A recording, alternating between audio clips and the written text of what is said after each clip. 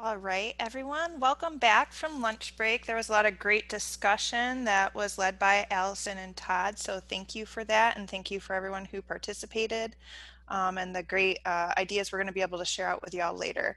So now it's one. We're going to get started with communication planning with Thom Freeman from Michigan Tech, and I will let Thom introduce himself and the session. Well, thank you, Angie. Hi, I am again Thom Freeman from Michigan Tech.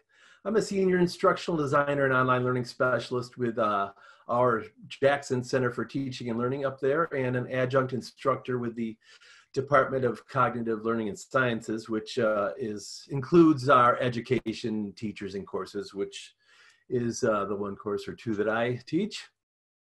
So, without further ado, about the outline here. A lot of this stuff has been certainly covered a lot this morning and done so very well. So I hope I can add to it in meaningful and substantial ways somehow. I'm hoping for, and it should work out, to save like 10 minutes at the end for Q&A so we can discuss some of these things if you'd like. And so hopefully we'll have some Q&A going on. Oops. So first of all, I'm going to briefly go over why is your communication plan important. I'm going to recommend that you introduce yourself in a course welcome video and also have a introduce yourself class discussion board right in the beginning of your online course. Going to suggest that you set communication expectations. The more clear you are about that, the better. I'm going to recommend as much as I can that you hold virtual office hours for your online courses. Build and feature frequent and substantial discussions into your online courses. And then also, again, with the short videos, use short videos to introduce each unit or module. So it's not just the one that introduces you in the course in the beginning, but that they get to see you and hear from you about what's coming up on a regular basis. And also, they are really great ways to demonstrate and illustrate things. And we'll get into that for a second. I'm going to recommend heavy use of assignment and particularly formative assignment feedback, and in which you can use the LMS tools to do so. And then we'll move on to conclusion with discussion and questions, hopefully.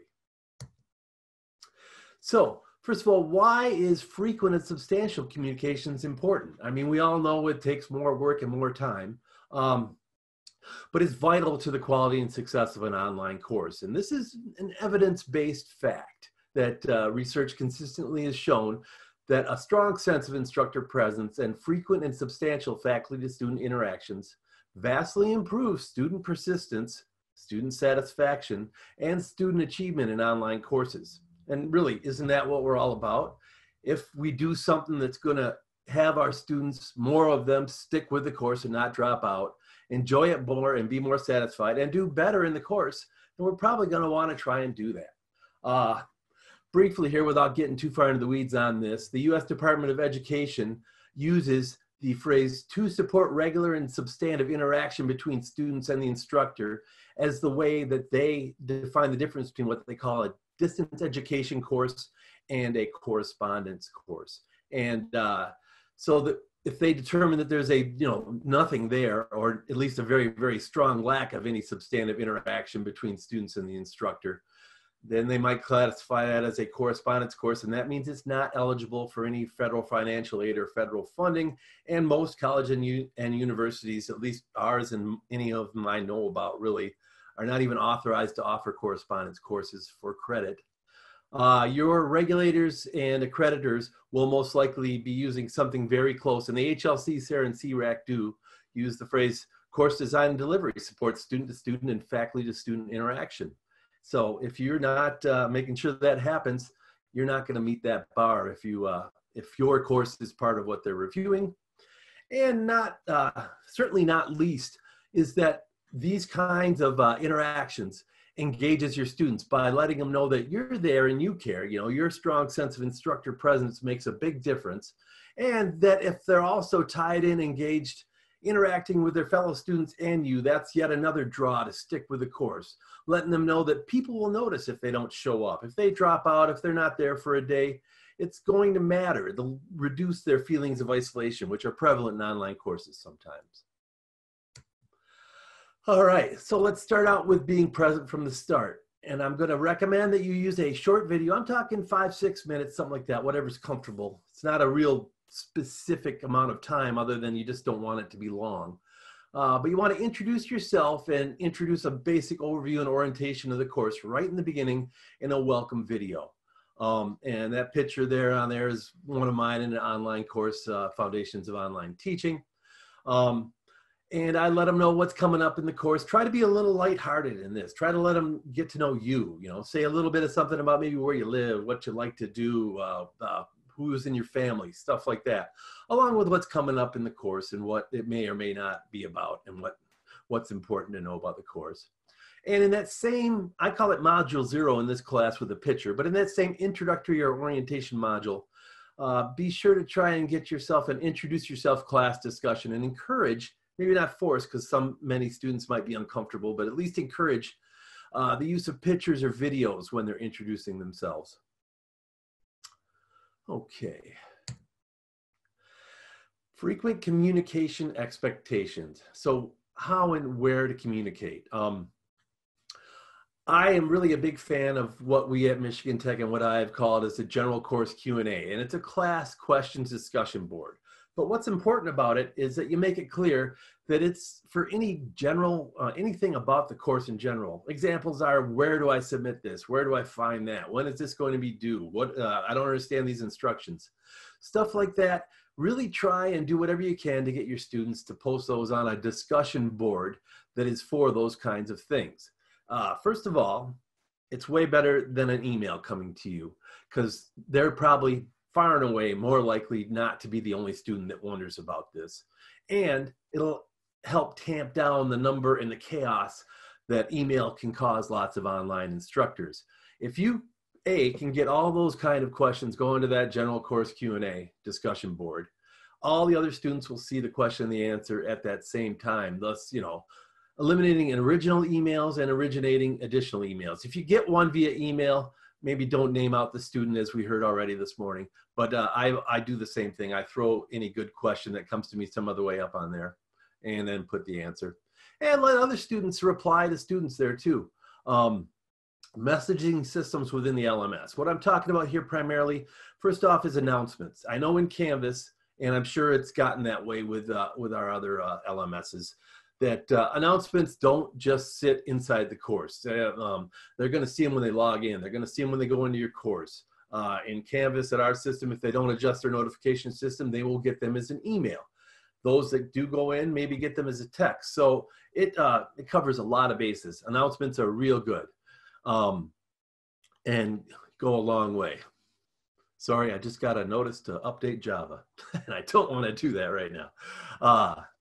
Another thing about messaging system with an LMS is, and I'm going to pop on this in a second again, is assignment feedback, comments on assignment submissions, those kinds of things, where you can comment on work that students submit, and often, and hopefully in all the other LMSs, they can comment back, and you guys can engage in a conversation about their work specifically. So campus email. If you're going to use email, of course, I would insist on it being campus email. And you're going to have some emails. Hopefully, maybe it's just about something to the effect of, I'm sick, I have to go to a funeral, I can't make it to class, or a question about a grade, something that just can't be in some place a little more public. And if you're going to use campus email, try to set and be clear about expectations. You might want to say something effective. I will answer your emails in a certain amount of time, and be realistic. Be aware that it could pile up. To text or not to text. I decided to add this at the last minute. I got to admit, I have a person a colleague who I do a lot of research and online learning publications and presentations with. She teaches online, and so do I. She does give out her phone number for text to students and sets expectations about that. I haven't gotten comfortable with the idea of doing that yet myself. I don't really have anything I could say that's against it. If you're teaching young undergrads, they're probably very comfortable with text, even more so than email and other kinds of communications.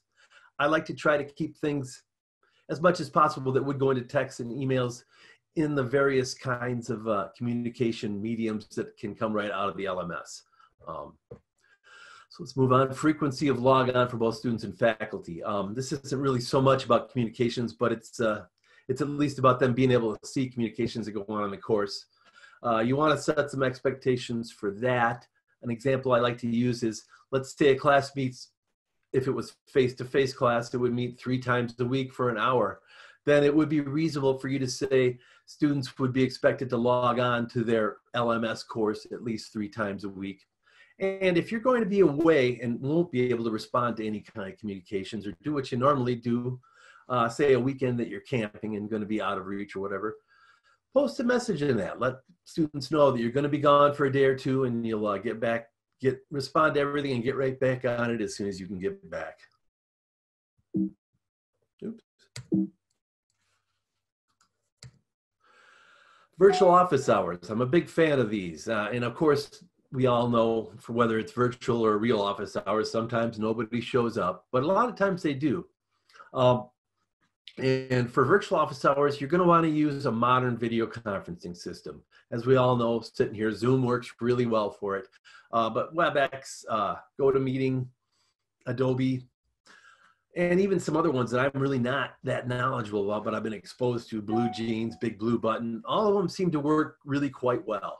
And they'll do the job here. You just need something that you can share screens with, maybe draw on a tablet or a whiteboard, and that you can see and hear each other. You definitely want to be able to see and hear each other and share screens of some sort.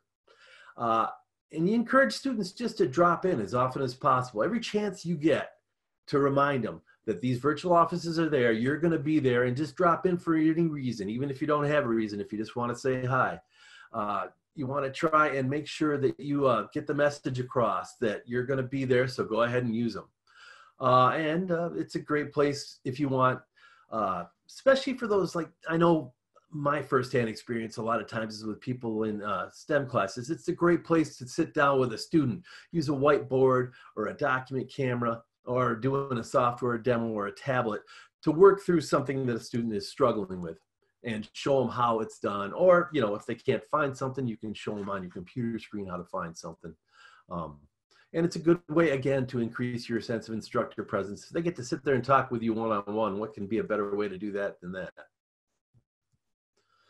I like to recommend, I think it's important, if there's any way at all you can do it, feature frequent substantial discussions in your online course. Make them an important part of the course and something that matters as far as how well students will do. I'm going to say, unless there's some reason not to, your first choice is the discussion board that's built right into your LMS. You're going to want to set down some rules on respectful interaction. They're going to go a little further than this, but I mean, the start of that is what we all call netiquette. And you're going to want to have those, a good place for that is in your syllabus, and other places, somewhere where you can make sure students read the rules on netiquette and lay down some guidelines on that. I also have some things when I'm grading rubrics, or I'm using rubrics to grade discussions that touch on that whole netiquette kind of thing too, and say, you know, professional, graduate, in my case, graduate level communication styles and standards were used, and then, you know, if there were any kind of rude or abusive dialogue or put out in the discussion, that's going to be treated harshly. Guidelines on posting. Discussions can be often ambiguous, so you're going to want to go out of your way to be as clear as possible. Usually you're going to have them reply to whatever your instructions or prompts are in your initial post. You're going to have some due dates on that. Make sure it's clear when they have to post by, that, you know, respond to you in that initial post. You're going to want to lay down when and how many times they need to respond to their peers, their fellow classmates. I often use at least 2, and about a couple days later. And you're going to want to be specific on what they need to post, at least specific on what they need to post in that initial reply to your instructions. So your instructions might say very specifically, you're going to answer this question and point to these 3 specific items as to how it goes about answering that question, for example. But try to avoid ambiguity, because discussions have a tendency to drift into ambiguity. Using rubrics to grade discussions helps, again, avoid the ambiguity of whether or not they answered the question and whether or not they did what they're supposed to do in a discussion.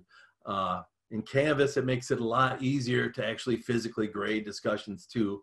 So, and in any online course, anything that's graded, you're going to want to use specific and descriptive criteria, as Quality Matters says, to let students know how they're going to be graded on anything that is graded. And rubrics do a good job of doing that. If you don't use a rubric, use something else. I know they tie your hands in a lot of ways, and it can be annoying, but you got to tell them somehow, and you want to avoid being ambiguous and having students wonder why they got this grade when they should have got that grade.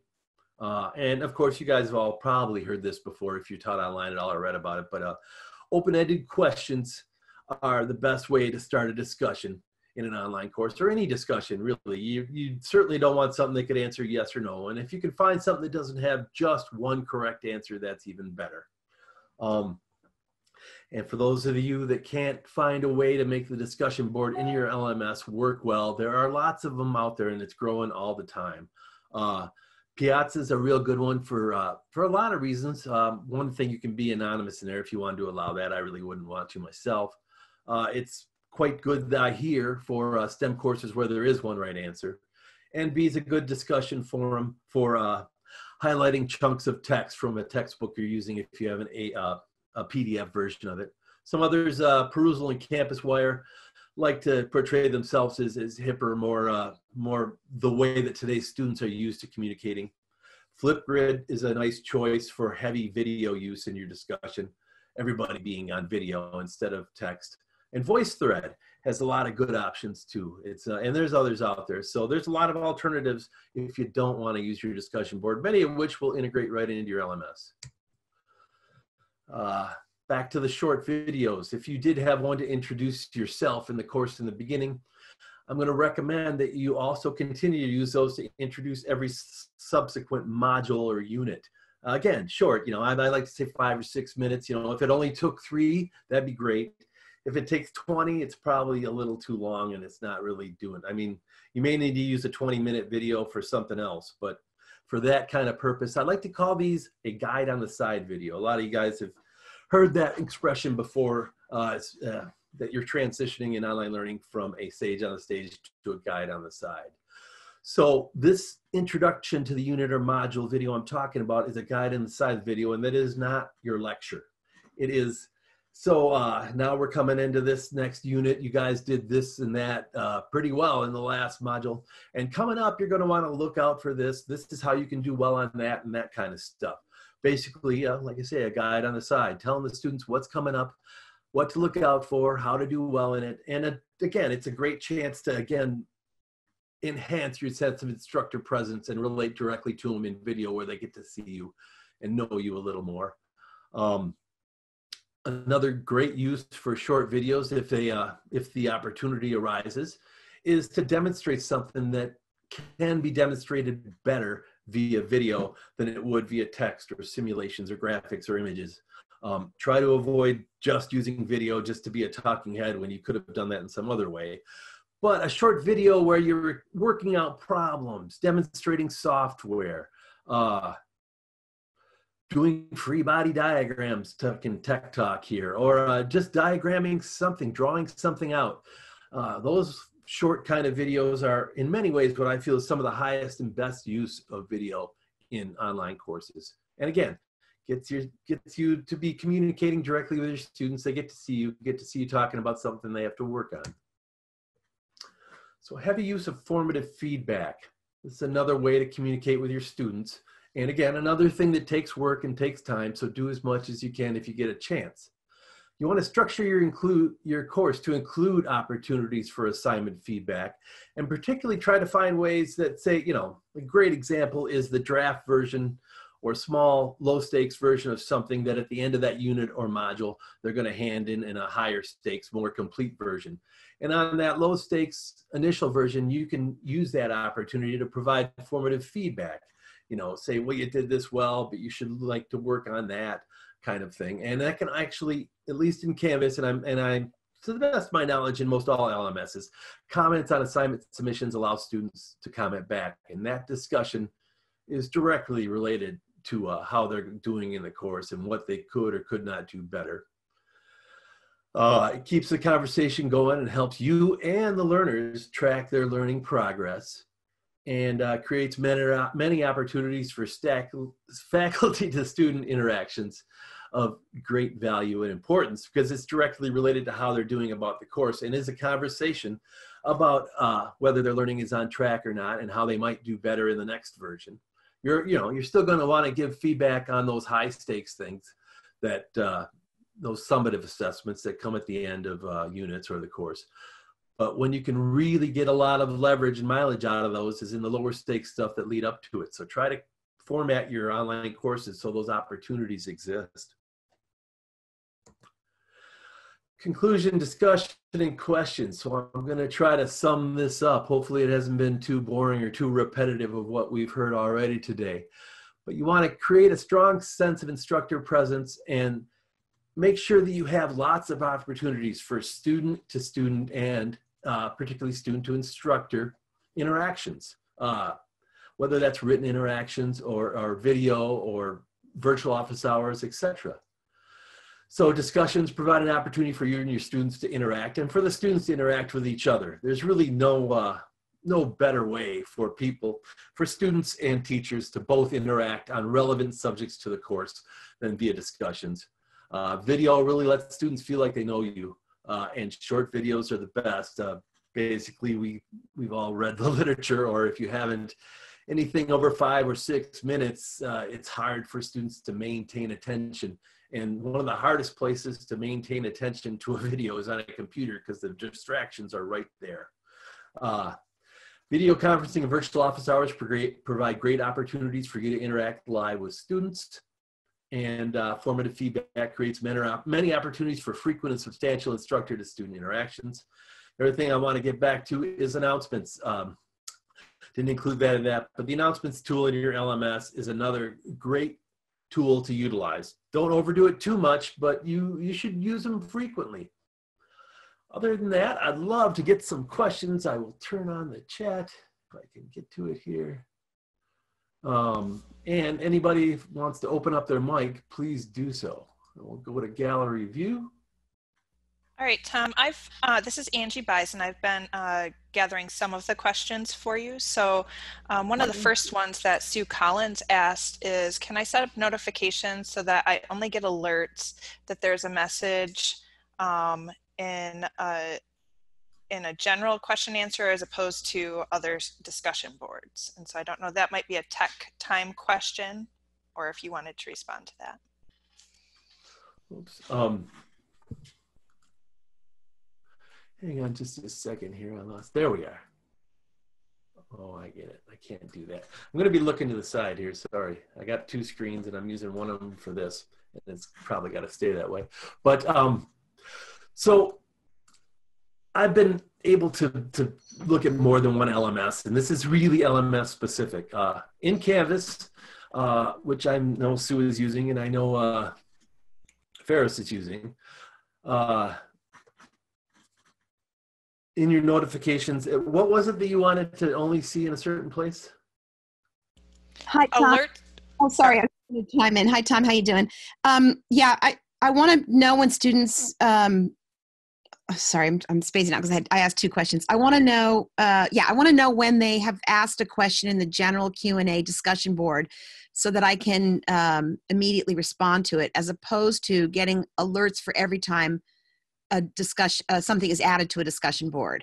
So in other words, and further down I asked the question, how do the notifications work with discussion boards, generally speaking? What specific options are there? So they're really combined questions.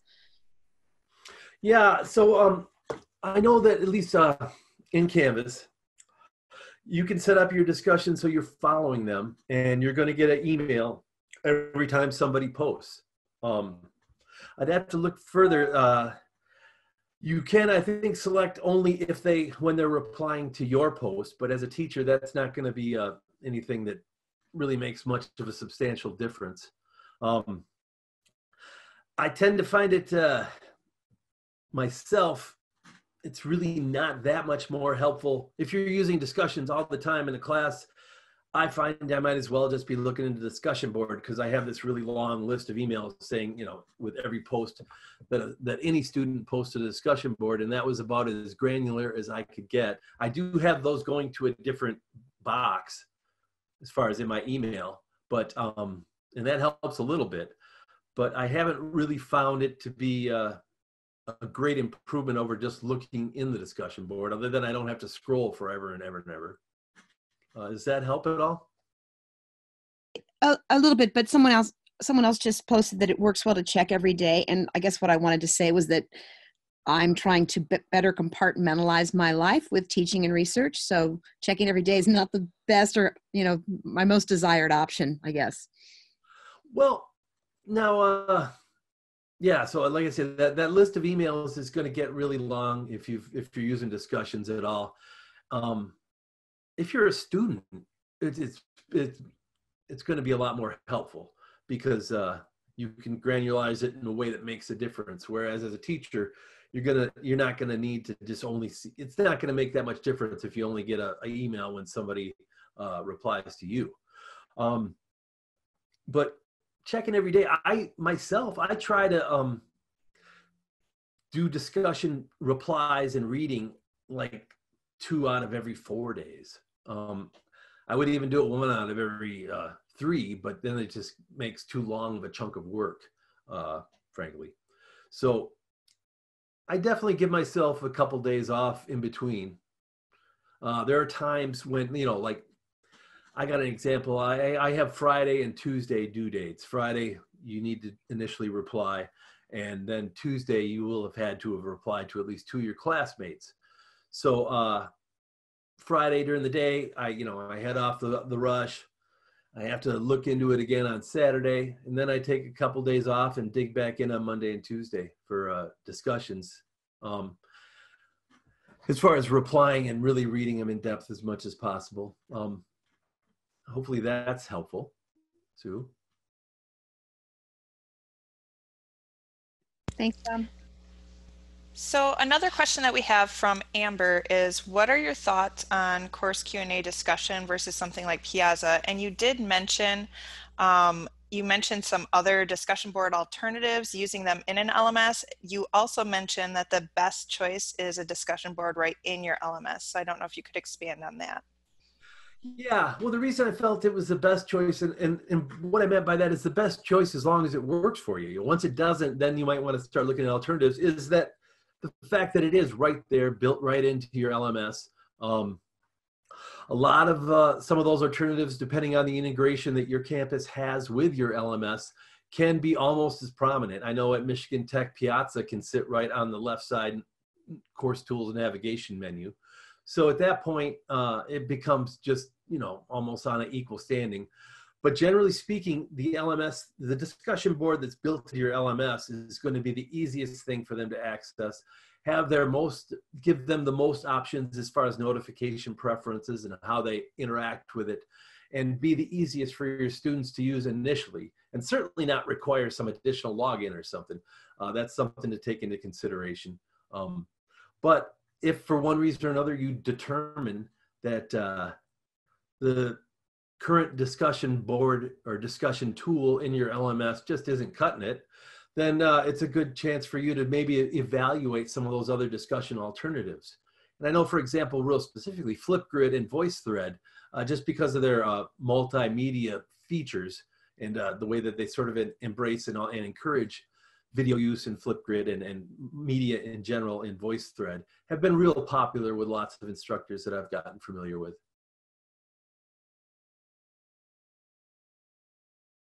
Hopefully that wasn't too long. No, thank you. That is the end of the questions that weren't answered by people who are in the audience. So we are almost at 1:30 here, so we're about to move on to the question and answer session as well as the tech session. So just remember, if you're staying for more questions and answers, more expanding on some of the topics that were touched on in this session with Thom, go ahead and just stay here. Otherwise, you are going to copy and paste the Zoom link in for the tech session. and that will show up in your chat. And while that's being done, I have two quick promos, and that is there's another session, one of the breakout sessions this afternoon on creating killer introduction videos. So that would be the breakout B. And then there is also a session, one of the PLC sessions led by Chris DeFreya. I believe it's on, it's either Wednesday or Thursday, but it would be on your presenter agenda. But he is very specifically sharing different ways that he has used screencasting and videos for science teaching. So that might be of interest as well in, getting into the nitty-gritty of other people who have done this very frequently in their classes.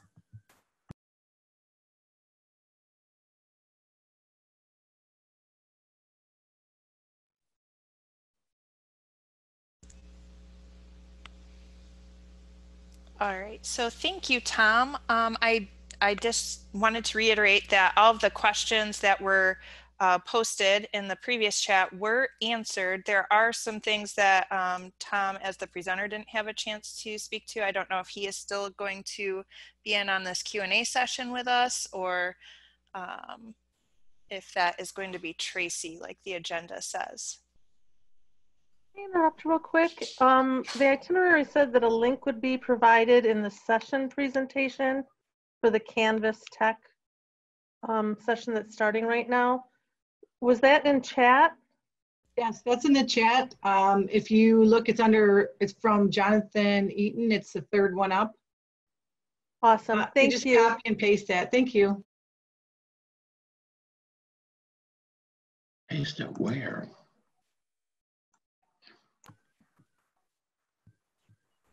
Okay, I think most people have found their happy space for the next session, whether it's in the breakout or remaining here.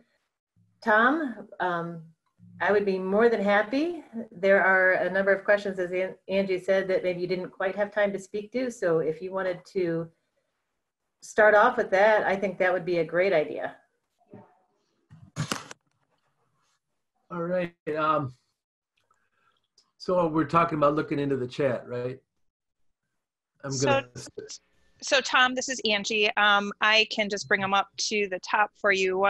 One of them that was answered by James in the chat, but maybe you want to expand on too, was from Paula. How do you do virtual office hours to work with one student when you are asking students to just drop in? How does a schedule work? And then James had answered that Zoom does have the waiting room option, but maybe you have other ways of dealing with this.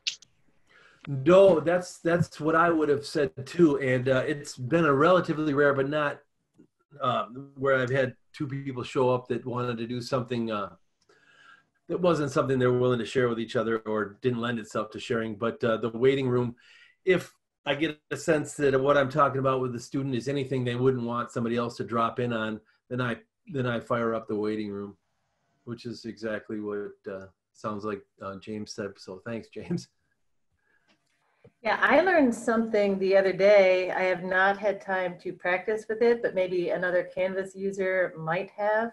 But when I was doing some of the research in looking at this question of scheduling these types of things, in Canvas, if you go to your Canvas calendar, it has a scheduling appointment. It's not exactly overt where to find it. Again, Canvas has great tutorials and someone had referenced it, so I followed that. But clicking on the calendar and then you click on adding, and then it gives you a choice on the type of appointment, and you can actually set basically your day, whatever time you're available and open. And then you can also limit and say 10-minute segments, 15-minute segments, however long you want those segments for. And then it's available when a student also goes to click on their calendar. They can register it, for that or sign up for it, just like they would at Ferris. We use Calendly or Calendly, however you say that, and some other different calendaring tools. But this is directly in Canvas using the calendar. So beyond, that detail, I've had the same experience, either, using the waiting room, or when for sure I've had ones that I know are topic sensitive, like towards finals week, when I know I need to give some feedback to people about their assessments, I use different links for the different sessions. And then I am the one who goes from one to one, just to be absolutely on the safe side that I don't, mistakenly share any type of private feedback. So. It's interesting you mentioned that. Wasn't me to interrupt, but we as a group, the CTL, started a different kind of teaching just for what we're calling remote instruction for teachers that want to do live synchronous. And there was some self-paced online training for that, and we used Scheduler to schedule Zoom sessions for each person that completed that training. And that works real well. So if you didn't want students to just drop in, you could, using that scheduler, and also that's going to, again, send out a notification to the students from Canvas saying you have a chance to sign up for such and such in scheduler. So.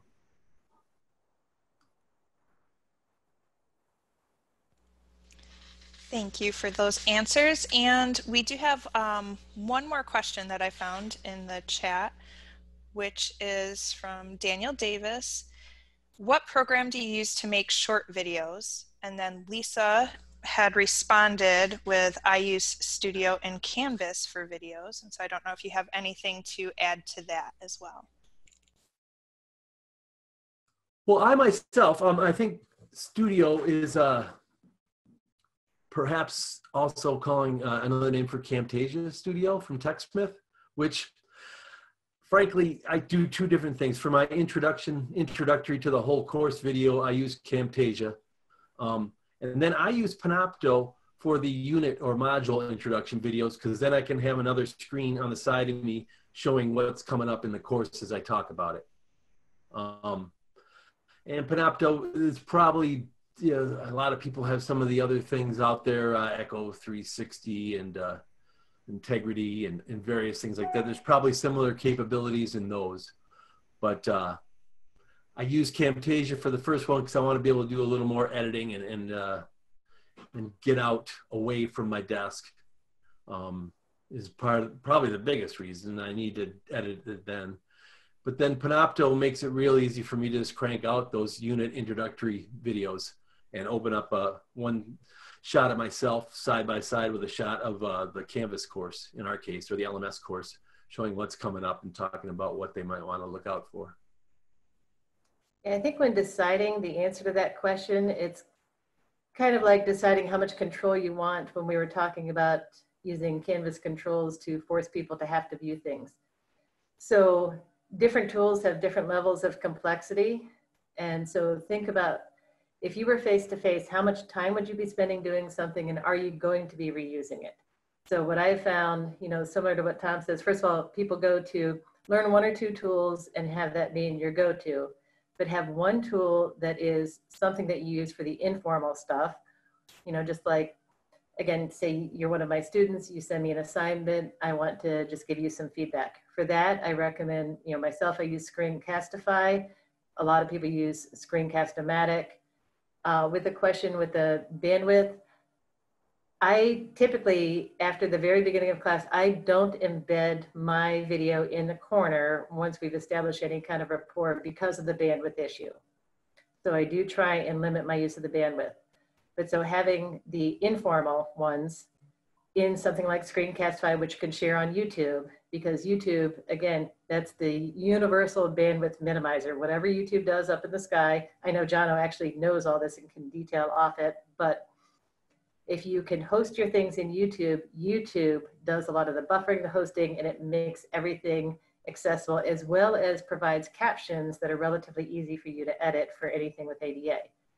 When you get into something that it's a lecture that you're going to reuse for a course multiple times, or you have multiple sections of the course and you want to make sure the quality is something that's at a higher professional level, that's when I tend to use, we don't have Panopto, but it's a great tool. Things like Camtasia, those more detailed programs where you can edit. Camtasia can even edit out, like your clicks on the keyboard, all kinds of wonderful things. But definitely choose the easiest one for you to use consistently. And then if it can be hosted in Blackboard, sorry, oh, that was a terrible mistake. If it can be hosted in YouTube, then you know your students can access it, reliably. So that would be my more than 2 cents. Sorry. Yeah, just to follow up on that, I was wondering if the bandwidth thing, if you were talking about actually providing something like an MP4 file or something to that effect with that video. Something where it's streaming out of a central source, and YouTube is a perfect, great choice. When I'm using Panopto, we have it hosted on our campus so that just streams out via a link, just like a YouTube video would. And that's very helpful in controlling bandwidth and making life way easier for students than having to have the right kind of software and being able to download a big video file. And I imagine that would go the same for Panopto's competitors. So stream those videos, YouTube or whatever else, if you get a chance and if you can.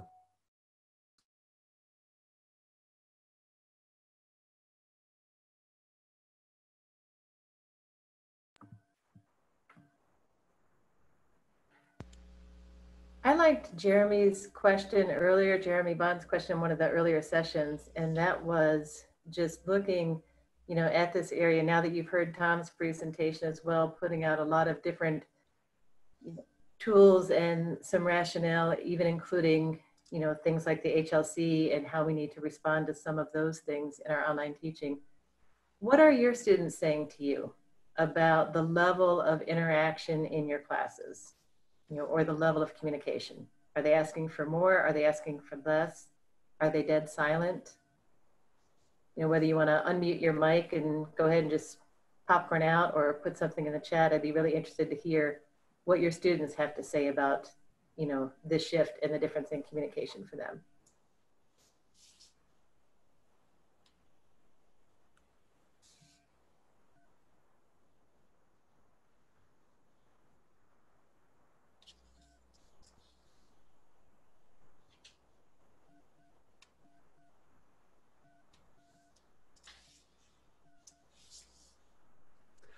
Yeah, I can imagine hearing students say, well, I have to interact too much, even though research always says that, if they're tied in, they'll do better and enjoy the class more.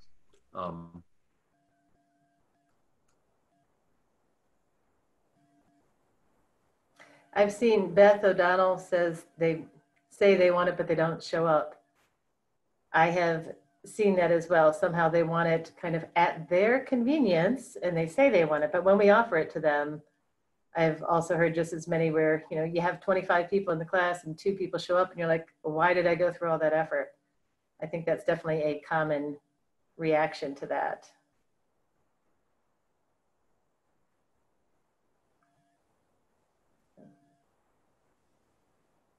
Yeah, Ron's chiming in too. One thing that I've heard a lot of related to that, they want the interaction, but can't always show up in the flexible format. With the shift to remote, I've heard kind of 2 different camps. One says, stick with your regular meeting times, use Zoom, go with face-to-face kind of in a Zoom as a completely synchronous interactive environment. And then I've heard the other camp saying, no, we need to be asynchronous. And I definitely think finding that balance, because for a lot of our students, when they go home or when they had to go home, they are no longer in that same setting where they are in the dorm with a schedule under the control. I have, like I said, I have 2 college kids now, one's past that, and they share a wide variety of perspectives from, their peers. And it's definitely, for some of them, it's a challenge to even schedule the device. And for our faculty, I don't know about all of you, I would be interested if you want to just use that reaction on the bottom, if you haven't, in that chat. How many of you are sharing now all of the, as a result of this, your workspace and or your technology space with another family member who is also at home or needing to go to K-12 school? So you can use that reaction button and just give a thumbs up if you're one of those people. Yep, there's a couple of people sharing. Yep. So even that is a new reality for faculty, where scheduling something, one faculty member that we met with a couple weeks ago about a different course has 5 kids. And at one point in time in the meeting, he said he couldn't share his video because 4 of his kids are in K-12 and they were doing Zoom meetings in different parts of the house with their teachers. Yep. Oh, I see Karen Davis. Yep. No 2 students could ever agree on the same time. Exactly. Does anyone have a strategy that they have used to address that? I've got a couple strategies, but I'd be interested to see if someone has something they'd like to share on how to manage getting students to participate and agree on a time. And would this be a live synchronous session for everybody in class all at once, ideally at least? Is that what you're? Yes. Or at least for small groups, trying to get them to participate and agree when they say they want interaction.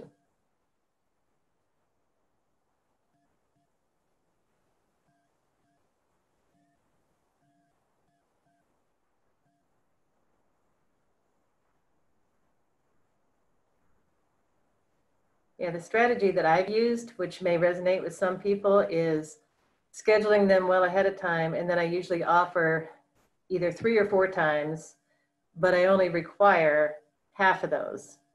But then I still do 2 things. So I hold all of them, and then I take a picture of the screen because typically I don't have more participants than fill a screen. So I take the picture of the screen. So I've got the attendance right there. I just do the screenshot. But then I also, prior to that night's session, and I usually do them in the evening or early morning or lunch to make sure for working people, but I put out, does anybody have any questions, whether or not they're going to be able to participate, that they would like asked?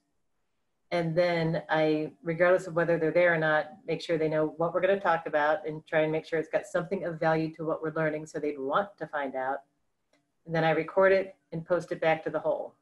So whether or not everybody has been able to participate, they could still be heard with their questions, answer it. And with the flexibility of scheduling, I do post those in the beginning, in the first week of class, I post all the dates so that people can notify any of their employers.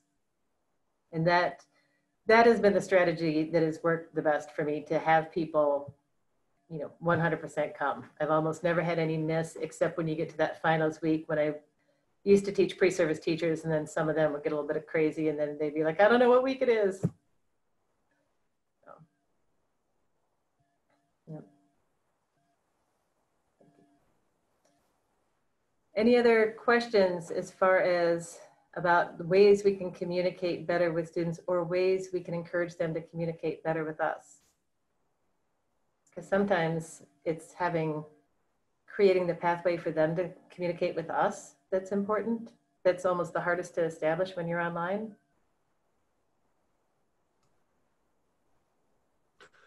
One thing I might have added before, that if you're using something like I was referring to as a general course Q&A discussion board, it's really important to be encouraging, kind, supportive, and none of the opposites when you respond to a student in there, or else no one's ever going to want to come back if you in any way, even accidentally, hint that that's a dumb question or something like that. Seems obvious, but you really got to be, tread carefully as you can on that. Yeah, Beth asked about the Zoom breakouts, and yes, those are great tools when you've got your class. We thought about using them for some of these individual sessions, but to do a breakout within a breakout, we were worried with such a large group of people, we wouldn't be able to manage the logistics of that. There are some other ways. When it's your own class that you meet with repetitively, you can set up either the breakouts as a routine, and it's great to get those small groups. People, our students are like us. Some people are fine speaking up in a whole group where you're just staring at your computer, looking at people's names, and you just hope for the best. And other people, this type of thing just kind of brings up the anxiety where they do not want to talk. But in a small group, it's more comfortable. Related to that, that's something I think just overall, the more that we can facilitate those small group sessions, like even in your classroom discussions, it can still feel intimidating, especially to any rural students. I mean, about 1/3 of the United States and Michigan as well is rural. And so students from small towns or even different backgrounds, to expect them to virtually come into a room and all of a sudden talk to all the people with their high school graduating class, you know, was maybe, I think my daughter's was 50, and we're one of the bigger schools around. So setting up those small groups, you know, either using the LMS or just letting them know by name in the discussion prompts, so they only have to learn to interact virtually with, say, 4 or 5 people, or even starting with partners, just like you do if you're an elementary school teacher. First we do partner work, then we maybe add a third, then we do small group work, but we build up those communication skills. We don't just, you know, throw them to the wolves. And one of the things one of my daughters said to me, that she really cannot stand faculty or instructors who say this, and I'm pretty sure I've probably said this in my past, but when you start that first day of class and they say, well, you're all adults, so normally we'd take time to meet each other, but we don't have time today, so since you're all adults, you can do it on your own time. And again, to our students, that can be really stressful, because, and especially now in a virtual world, they don't have that time, they don't have those skills. If we don't have the time, they certainly don't have the time. But then also to, you know, instead of handling it that way, I don't remember whose session it was, but it's that relationship before rigor. If you don't have a relationship, they're not necessarily going to care what you have to say anyway. So taking that time to establish a rapport, make sure they have spoken to each other, at least a couple of other people, and not just once, but twice. So they've got that pathway of, okay, I can ask someone for help. It's okay. You know, that's, someone's been asking about the different, you know, platforms other than Zoom and the breakouts. That, I don't know an easy answer to that. I've used Zoom for about 10 years. So that's pretty much my go-to. I know GoToMeeting and some of these other ones do have breakout sessions, and I think they're free with limited license. Zoom for me has always been the go-to, because I can tell you, as I did my doctorate remotely, you can sit outside the senior center in the only place getting internet in your town in the middle of the night and access the internet with Zoom on any device you have, no matter how old it is. So it's been around, it's been reliable. It's just kind of my go-to, because I have had virtual meetings with students all over the world with it, and I've never had a problem with it. You know, occasional glitches. It's not perfect. I'm not perfect, so.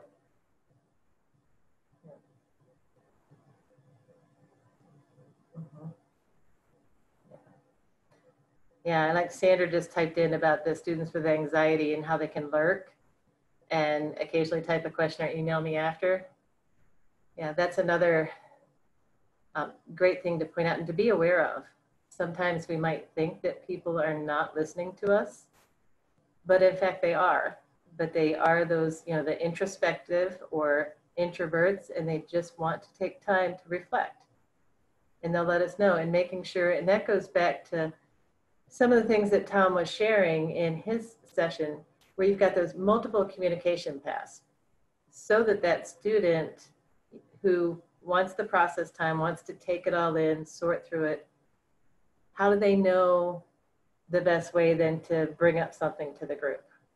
You know, that's another really good skill to practice, but always just to make sure that you've reached out to those students and made that pathway for them, because there's a lot of them out there, faculty as well. Yeah.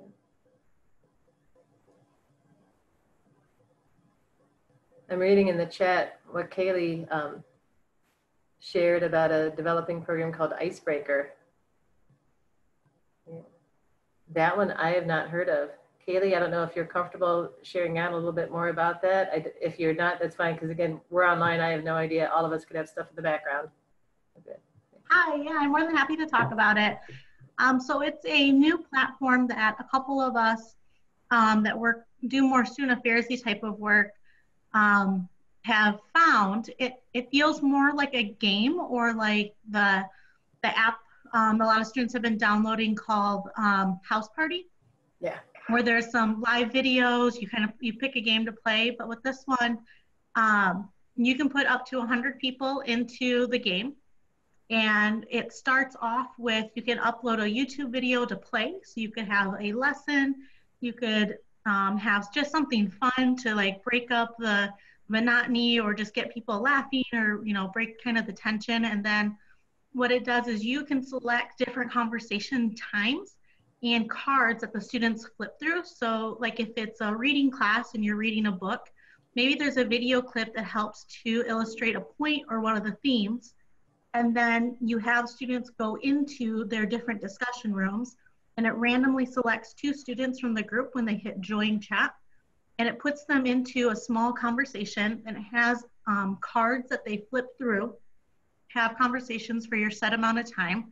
Once that time limit is up, it puts everybody back into the main room. The way I've used it with some of my leadership programs is the last card is a discussion. They have to put their response into the large group chat once it comes back through. And you can like things like on Facebook, you can give thumbs up, you can do reactions with emojis, but then everybody responds. And then I let students know, like, my expectation is everybody responds to the last question. You get credit by responding to each of the last prompts in our conversations. Students have liked it because it's a live chat back and forth. I've thrown in some other fun things like, would you rather? It has some prompts on there, but I think it's a really cool tool that you can start to transform into more of an academic setting as well.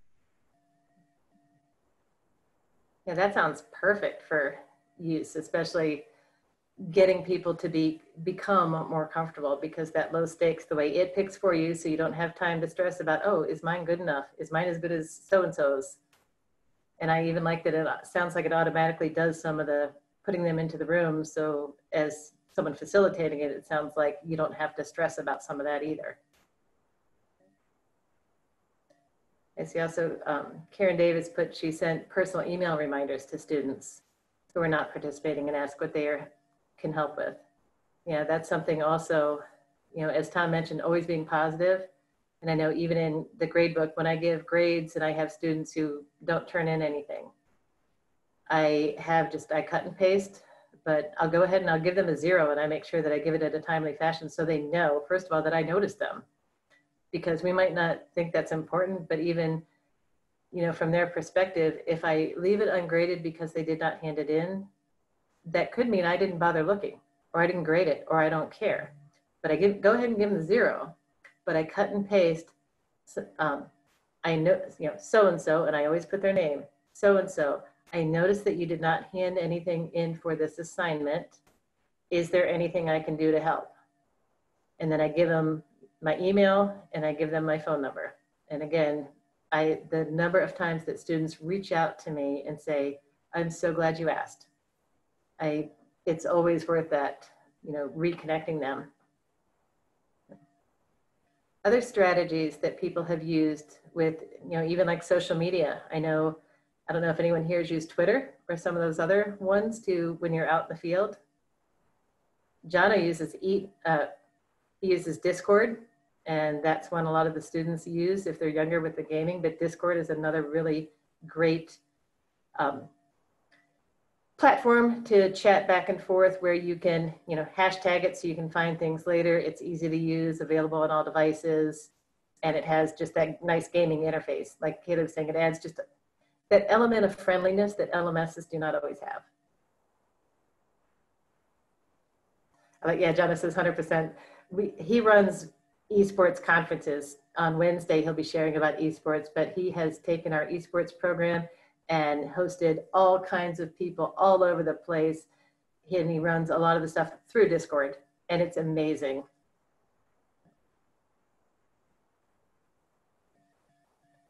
Okay.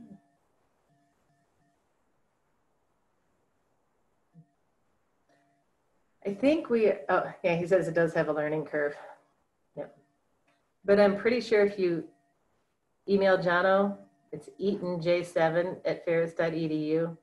He loves Discord so much. He'll have, next thing you know, you're going to be on the esports team. You'll be participating, stepping up.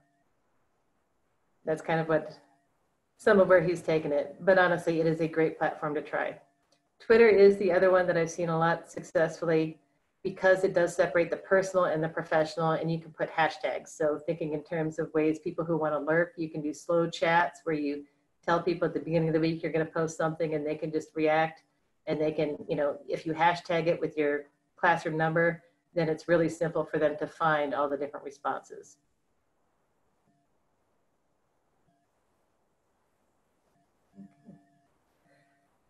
Okay. At this point in time, I think we are at the end of this session.